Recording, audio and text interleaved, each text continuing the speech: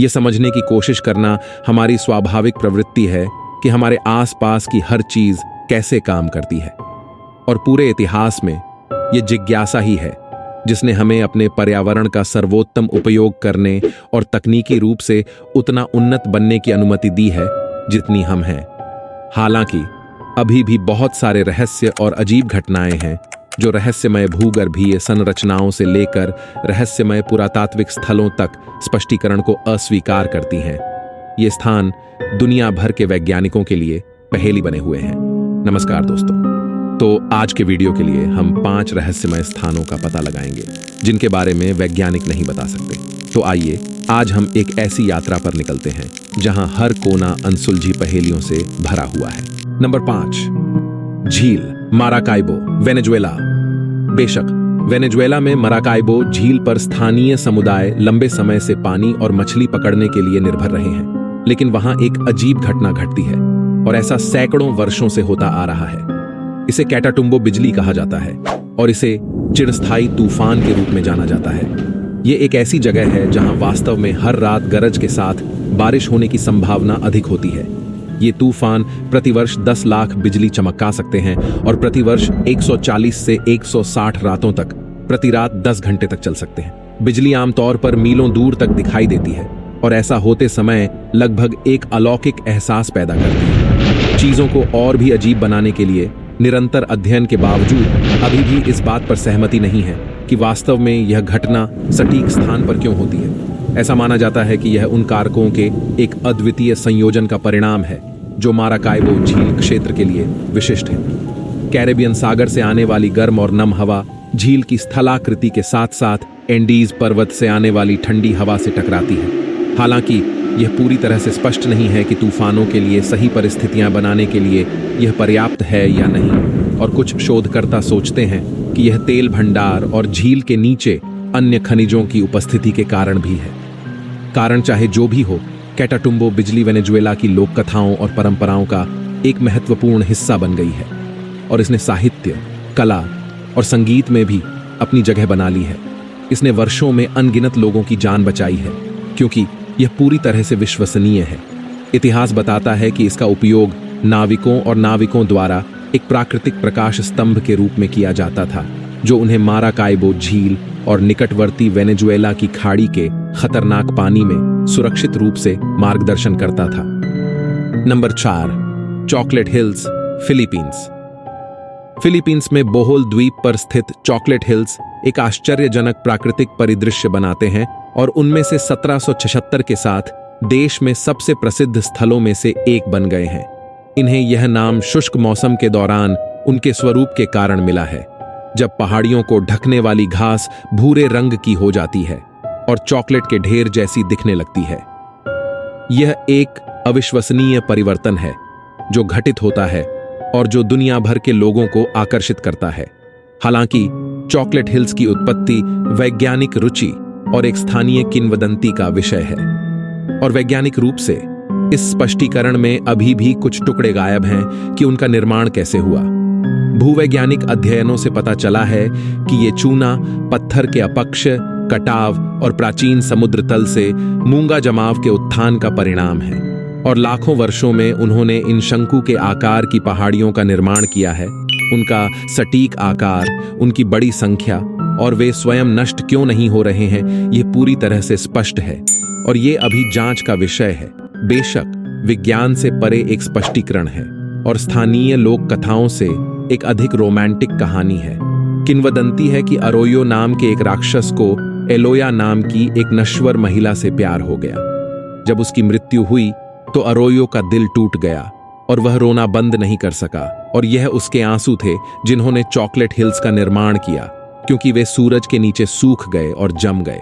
Chocolate hills Philippines में एक लोकप्रिय पर्यटक आकर्षण बन गया है जो दूर दूर से पर्यटकों को आकर्षित करता है, और अब वहां चॉकलेट हिल्स कॉम्प्लेक्स नामक एक देखने का डेक है जो चमत्कारों के अद्वितीय मनोरम दृश्य प्रस्तुत करता है। ये वहां है कि आगंतुक शीर्ष पर चढ़ सकते हैं और रोलिंग चॉकलेट रंग की पहाड़ियों के लुभावने दृश्य का आनंद ले सकते हैं, जो कि जितनी दूरी तक नजर जाती है उतनी दूरी तक फैली हुई है। नंबर 3, मोनका क्षेत्र, मैक्सिको। दुनिया भर में ऐसी कई जगहें हैं जहां अजीब इलेक्ट्रॉनिक घटनाएं होती हैं, लेकिन मैक्सिको के डुरंगो राज्य में मापिमी साइलेंट जोन के रूप में शायद कोई भी इतना अनोखा और पौराणिक नहीं है, जिसे जोन ऑफ साइलेंस या ला जोना डेल सिलेंशियो के नाम से भी जाना जाता है। स्पेनिश में यह मैक्सिको के चिहुआहुआन रेगिस्तान का एक दूरस्थ क्षेत्र है, जो लगभग 1500 वर्ग मील या 2800 स्क्वायर किलोमीटर क्षेत्र को कवर करता है। यह विरल आबादी वाला शुष्क परिदृश्य है, जो अद्वितीय चट्टान संरचनाओं और रेगिस्तानी वनस्पतियों और जीवों से ढका हुआ है। यह वैसा ही है जैसा आप रेगिस्तान के एक विस्तार से अपेक्षा करते हैं, लेकिन जो बात इसे अलग बनाती है वह है पिछले कुछ वर्षों में विद्युत चुंबकीय गड़बड़ी और अस्पष्टीकृत घटनाओं की संख्या।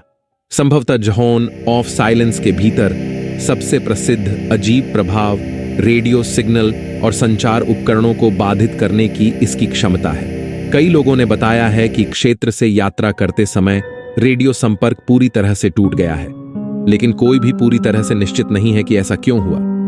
कुछ सिद्धांतों ने सुझाव दिया है कि यह व्यवधान क्षेत्र में उच्च स्तर के चुंबकीय और खनिज भंडार का परिणाम है, लेकिन असाधारण या अलौकिक गतिविधि के भी दावे किए गए हैं। इस विश्व समाधान से और भी अधिक जोड़ने वाली बात यह है कि इस क्षेत्र के आकाश में अजीब चमकदार वस्तुओं की भी खबरें आई हैं।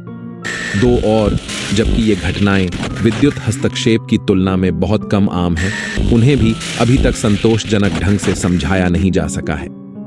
इतना सुदूर क्षेत्र होने के कारण इन अजीब घटनाओं के कारणों की विस्तृत जांच की गई है, लेकिन आशा है कि एक दिन यह संकेत हो सकता है कि यह भूगर्भिक और पर्यावरण की दृष्टि से एक विशेष स्थान है, और यह भविष्य में बहुत महत्वपूर्ण हो सकता है जब हम इसे पूरी तरह से समझें। नंबर 2, डांसिंग फॉरेस्ट, रूस क्यूरोनियन स्पिट पर स्थित है, जो एक रेत का किनारा है जो रूस में बाल्टिक सागर तक पहुंचता है। वहां एक असामान्य संरचना है जिसने वैज्ञानिकों को चकित कर दिया है और आगंतुकों की कल्पनाओं पर कब्जा कर लिया है, जिसे डांसिंग फॉरेस्ट के रूप में जाना जाता है। रूसी में लेस्नॉय यह पेड़ों का एक बड़ा समूह है जो अजीब और पूरी तरह से अप्रत्याशित तरीके से विकसित हुआ है।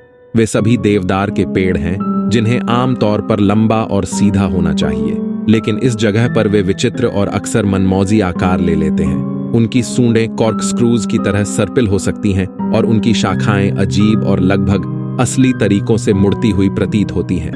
कुछ ऐसे प्रतीत होते हैं मानो वे झुक रहे हों या नृत्य कर रहे हों, और जंगल का फर्श उनकी रहस्यमयी परछाइयों से ढका हुआ है, जो एक भयावह सुंदर माहौल बनाता है।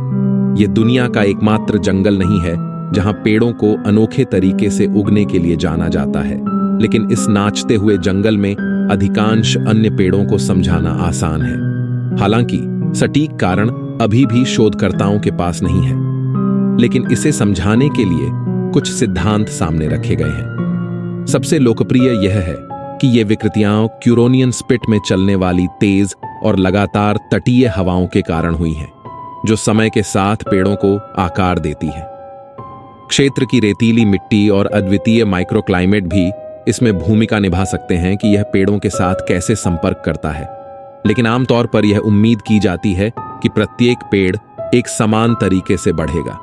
नृत्य करने वाले जंगल में रहने वाले लोग एक दूसरे से भिन्न होते हैं, इसलिए कोई अन्य कारक अवश्य होगा जो काम पर उनके व्यवहार को प्रभावित कर रहा है। Number 1, Nazca lines.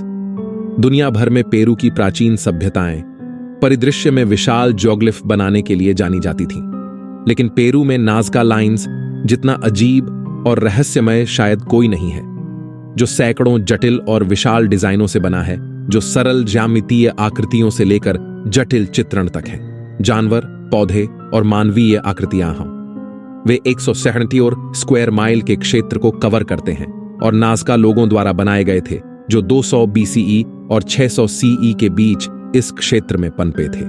इन्हें बनाने के लिए उन्होंने नाज़का रेगिस्तान को ढकने वाले लाल भूरे रंग के लौह ऑक्साइड लेपित कंकड़ को हटा दिया, जिससे नीचे की हल्के रंग की पृथ्वी दिखाई देने लगी, और क्षेत्र की बेहद शुष्क और स्थिर जलवायु के कारण यह 1000 वर्षों से भी अधिक समय से उल्लेखनीय रूप से संरक्षित है। नाज़का लाइन की सबसे प्रसिद्ध आकृतियों में हमिंगबर्ड, मकड़ी, बंदर और कॉन्डोर हैं, और अंतरिक्ष यात्री या अंतरिक्ष यात्री के रूप में जानी जाने वाली सबसे बड़ी जोग्लिफ ने एक स्पेससूट में एक आकृति के समान होने के कारण साजिश को जन्म दिया है। हालांकि उनका उद्देश्य क्या है, इस पर विद्वानों के बीच बहस बनी हुई है। कुछ लोगों का मानना है कि रेखाओं और आकृतियों का नाज़का लोगों के लिए औपचारिक, धार्मिक या खगोलीय महत्व था। हो सकता है कि उन्होंने अनुष्ठान सिंचाई प्रणाली के एक भाग या भूमिगत जल स्रोतों के लिए मार्कर के रूप में काम किया हो, जबकि अन्य का सुझाव है कि उनका उपयोग खगोलीय कैलेंडर के रूप में या आकाश में देवताओं के साथ संवाद करने के तरीके के रूप में किया गया था। हालांकि जो विशेष रूप से अजीब है वह यह है कि वे निस्संदेह हवा से सबसे अच्छे से देखे जाते हैं, लेकिन जिस समय वे बनाए गए थे उस समय लोगों के पास उन्हें इस ऊंचाई से देखने का कोई रास्ता नहीं था। यह पूरी तरह से स्पष्ट नहीं है कि वे पूरी तरह से जमीनी स्तर से ज्योग्लिफ बनाने के लिए कैसे कल्पना करने, योजना बनाने और कार्यों को पूरा करने में सक्षम थे, और यह आपको आश्चर्यचकित करता है कि क्या नाज़का लोगों के पास उस तकनीक तक पहुंच थी जो लंबे समय से इतिहास में खो गई है। ये नाज़का रेखाएं और माराकैबो दक्षिण अमेरिका के कुछ अनसुलझे रहस्य हैं। आने वाले वीडियो में हम इनके बारे में और गहराई से जानने की कोशिश करेंगे। अगर आपको यह वीडियो पसंद आया तो इसे लाइक करें और अपने दोस्तों के साथ शेयर करें। Thank you for watching my video.